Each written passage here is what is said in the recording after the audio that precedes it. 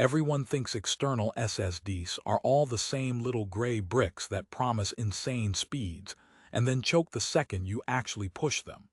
But here is the thing. The Samsung T7 is not the miracle drive the marketing makes it out to be. And at the same time, it is way better than most people ever use it for. During my testing, I found real bottlenecks most reviewers never mention, but I also pulled performance out of this thing that you will never see if you just plug it in and hope for the best.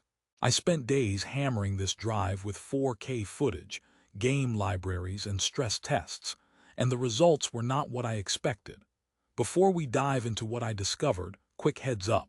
If you are already thinking this might be your next portable SSD, I will drop my Amazon affiliate link down in the description so you can check the best current price. But seriously, stick around, because how you use this drive matters more than you think. Let me give you some context. I originally picked up the Samsung T7 because my old portable hard drive turned every video project into a waiting game. I am talking about 5-minute coffee breaks just to move a 50-gig folder of 4K footage.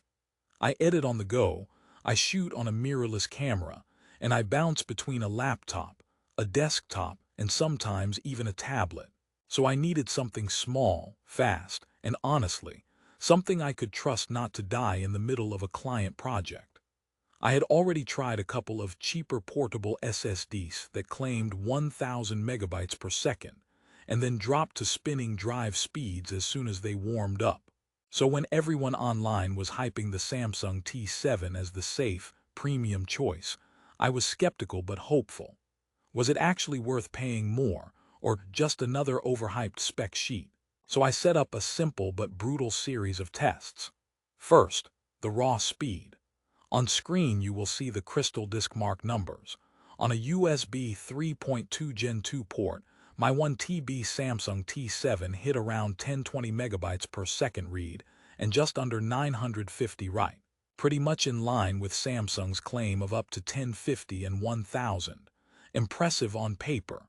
But then I started a real-world copy, 200 gigabytes of mixed 4K footage, photos, and project files.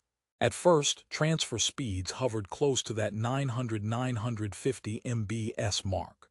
But then, after a few minutes, things got interesting.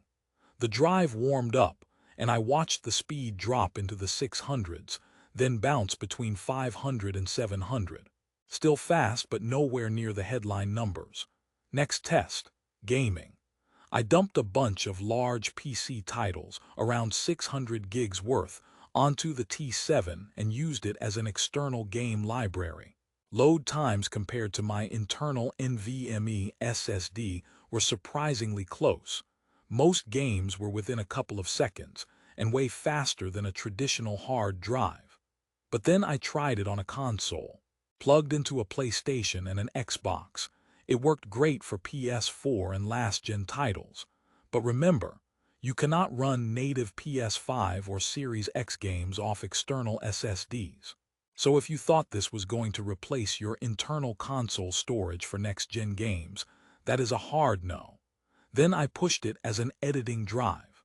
I loaded a 4K 60 FPS project directly off the T7 in Premiere and DaVinci Resolve. Playback was smooth for compressed mirrorless footage and 4K 30. Scrubbing through the timeline was snappy, and I could edit right off the drive without copying to my internal SSD. But when I stacked multiple streams of heavy 4K 60 or higher bitrate footage and added effects, I could feel the limits. Not unusable, but definitely not the same as a high-end internal NVMe. Security and compatibility were next. The T7 supports AES 256-bit hardware encryption with a password, managed through Samsung software. That is a big plus if you are carrying client data or sensitive files. It worked on both Windows and Mac, and I even tested it with an Android phone over USB-C to pull photos and videos directly. File transfers on mobile were slower, limited by the phone, but still way better than messing with cloud uploads. But here is where it gets interesting. Physically, the T7 is sleek and tiny, but it is not the rugged tank a lot of people assume. It can handle drops up to around 2 meters based on Samsung's rating, but it is not water-resistant like the T7 Shield. And yes, it does get warm under heavy loads. Not lava hot, but warm enough that you will notice if you are copying big files for a long time. Also, Samsung ships short cables in the box, one USB-C to C and one C to A, which is nice. But if your laptop only has slower USB ports, you will never see full speed. Here is what surprised me most after all that testing. The Samsung T7 is both overrated and underrated at the same time. Overrated, because those 1000 MB/s numbers are burst speeds under ideal conditions. In actual heavy use, especially long transfers, you are more realistically living in the 500-800 range. Still fast, but not magic. Underrated because when you pair it with the right port, keep expectations realistic, and use it for what it is good at, it is insanely useful. Over a week of hammering it with hundreds of gigabytes every day, it stayed stable, no random disconnects, no corrupt files, and no weird throttling dips to hard drive speeds like I have seen with some cheaper drives. Compared to alternatives, this is where it lands. It is faster and more reliable than a lot of budget external SSDs, but not as tough as the T7 Shield, and not as feature-packed as the T7 Touch with the fingerprint sensor. Price-wise, the T7 often sits in a sweet spot, more expensive than no-name brands, cheaper than some premium rugged drives.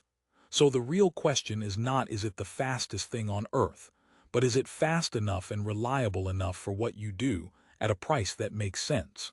Now that you know what the Samsung T7 actually does in the real world, this is the moment to decide how it fits into your setup. If you are thinking about grabbing one, check the Amazon link in the description for the best current price before any sales or stock changes hit. Bottom line, if you are a photographer, content creator, student, or gamer who needs fast portable storage that just works, the Samsung T7 is an easy recommendation. If you need serious, rugged protection, look at the T7 Shield instead. If you expect it to replace a top-tier internal NVMe drive for heavy multi-stream 4K editing, you will hit its limits.